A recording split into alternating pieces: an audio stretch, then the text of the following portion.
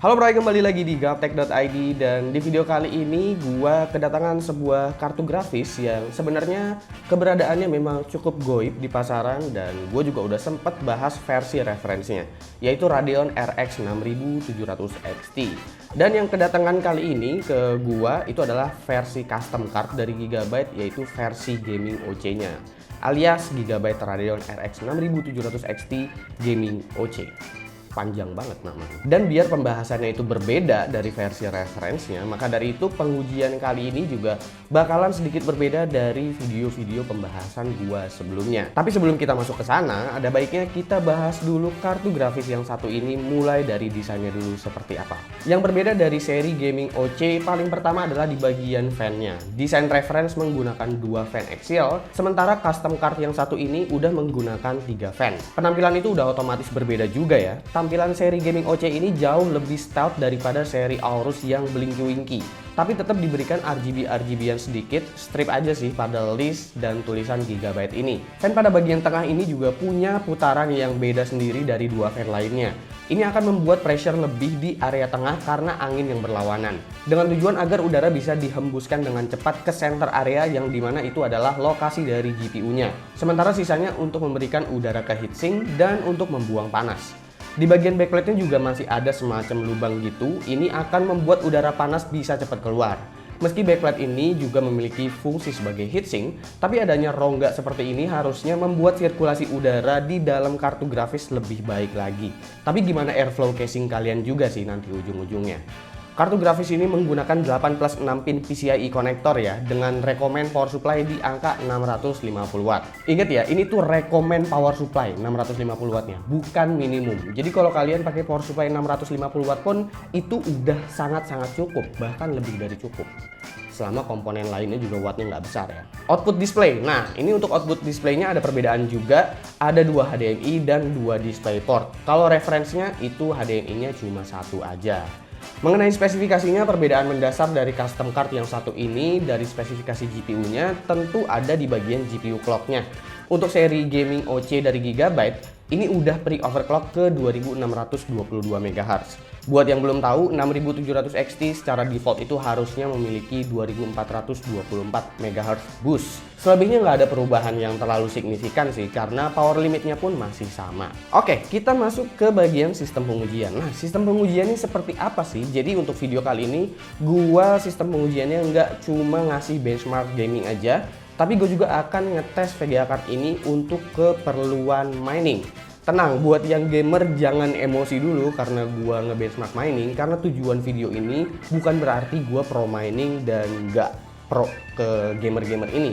Tapi ini untuk informasi keduanya ya, dan bahkan mungkin menurut gua kayaknya nanti hasil-hasilnya bakalan bikin para gamer ini sedikit tersenyum lah. Dan bahkan sepertinya hasil pengujian ini kayaknya bakalan bikin calon-calon miner ini kayaknya bakalan mikir berkali-kali lagi untuk ambil si 6700 XT ini. Oke, untuk spek pengujiannya di sini gua menggunakan AMD Ryzen 9 5900X dengan motherboard B550 Aorus Pro.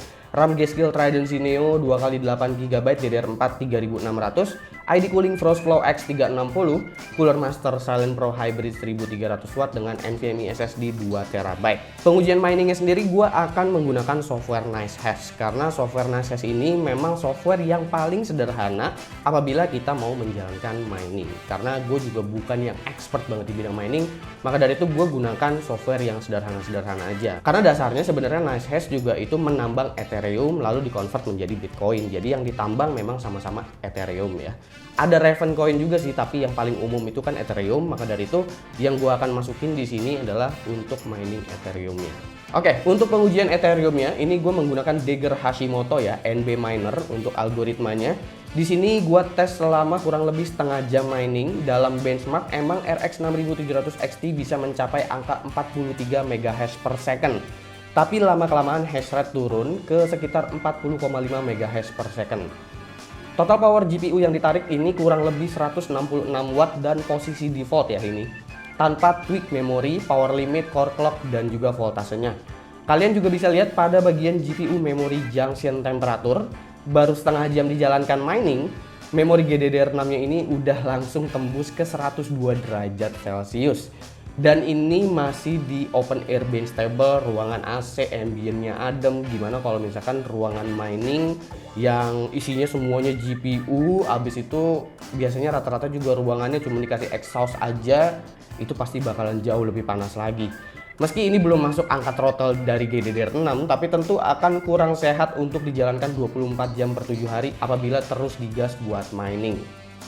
Lalu gue juga coba tweak si 6700 XT ini untuk mining Ethereum, yaitu dengan cara menaikkan memori clocknya, menurunkan power limitnya, dan menurunkan clock speed serta voltasenya. Dalam benchmark, hash rate berhasil naik ke 46 MHz per second, dan setelah berjalan setengah jam, hash rate-nya turun ke sekitar 43 MHz per second. Power GPU di sini memang mulai menemukan efisiensinya karena hash rate-nya meningkat, dan powernya juga turun ke 114 watt. Tapi suhu memorinya ini tetap di atas 100 derajat lebih.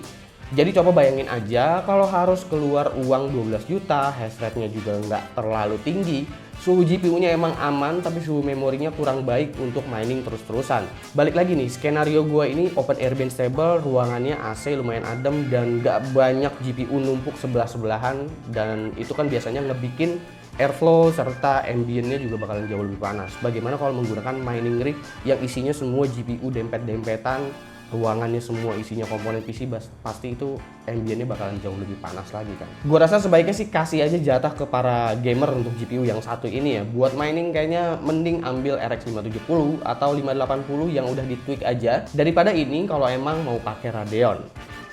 Lalu selanjutnya bagaimana jika 6700 XT digunakan untuk gaming? Mungkin kalian udah sempat ngeliat versi reference-nya kemarin.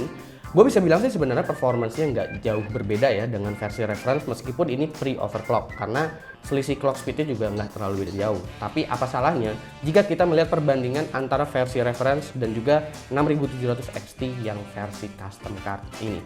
Berikut adalah hasil benchmark untuk benchmark sintetik dan juga benchmark gaming.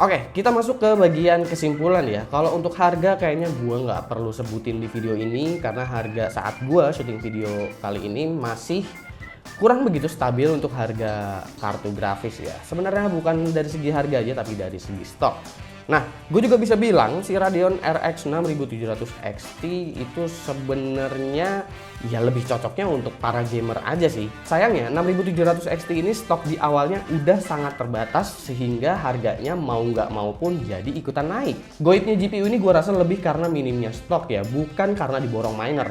Alias selama stok ada, 6700 XT ini akan otomatis dibeli karena seakan udah sulit pilihan untuk GPU mid to high end.